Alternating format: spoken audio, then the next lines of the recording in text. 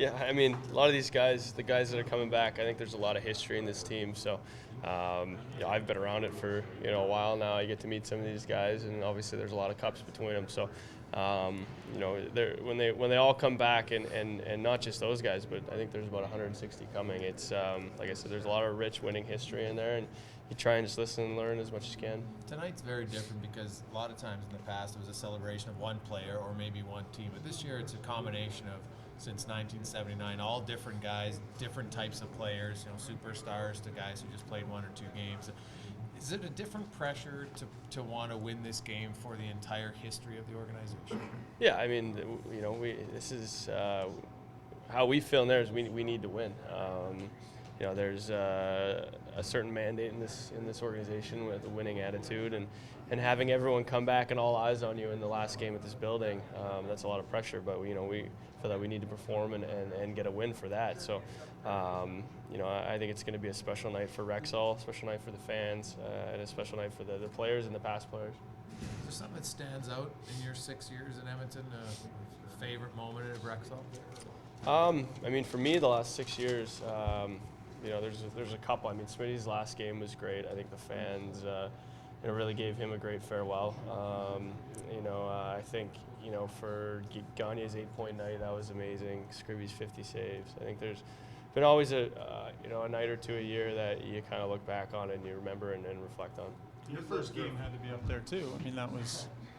Yeah. Well, for me personally, I think my first game.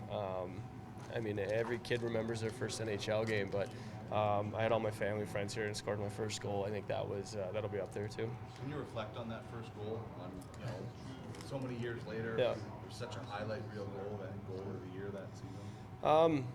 Well, I look back on it now, and you think you're on a 2-on-1 and you try and beat the guy 1-on-1. You probably won't do that again, but it was a special moment for me. Like I said, my family and friends were all here, and it's your first NHL game. And a lot of the times I look back on that, and you just wonder how that happened, or how that, there's obviously a lot of amount of luck that had to happen to have that. I mean, even when I pulled it through him, it kind of got under his stick. So, I always say this, I would have been just as happy to tip one in or get one banked off me. It's all the same. Looking off your captain on a 2-on-1.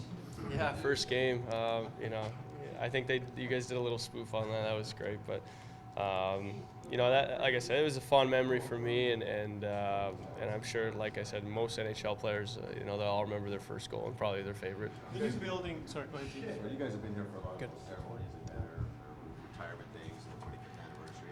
As younger guys on the team, what do you think about when those things are going down?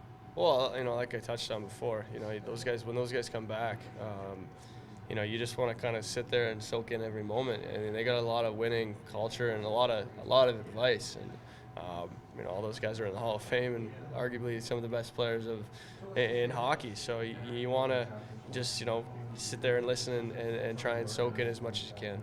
I know this isn't a great question for a game day, but with this building closing, a new one opening next year, it's kind of a turning of a page. And I know that the success hasn't come that you guys wanted. How badly do you want to be here to be part of the new building, hopefully better results? You've been through this ugly stuff, and just to be able to be part of the new stuff, would that mean something to you? I say that all the time is, we've been through the worst of it, and to come out on the other side and look back hopefully one day and laugh and realize what we actually went through would be, the icing on the cake. So, we got a chance to go, like you said, to go to the new building and check it out, and it's obviously amazing, and like I said, to hopefully turn the page and get into a winning culture and hopefully start winning again and doing well and giving these fans something to cheer about. There'd be nothing better for me. Are you looking forward to saying goodbye to this building? It's just, there hasn't been a lot of success in this building for you personally. Not that it's been a terrible building, but just the success hasn't been here. You know what? I still loved playing here.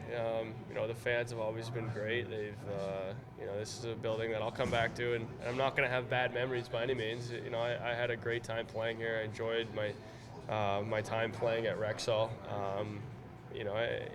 I just hope that there's more success coming with the new building.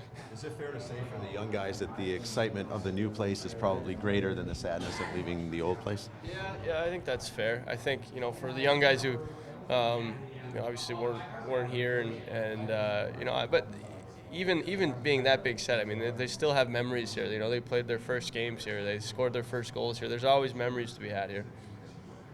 Was there anything at the new rink when you went on the tour that really stood out for you?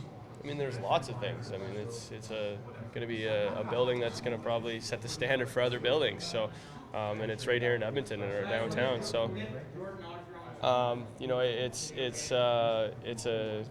I think very exciting for fans. I think for just the fan experience to go be able to watch a game in this building, and it's going to be amazing.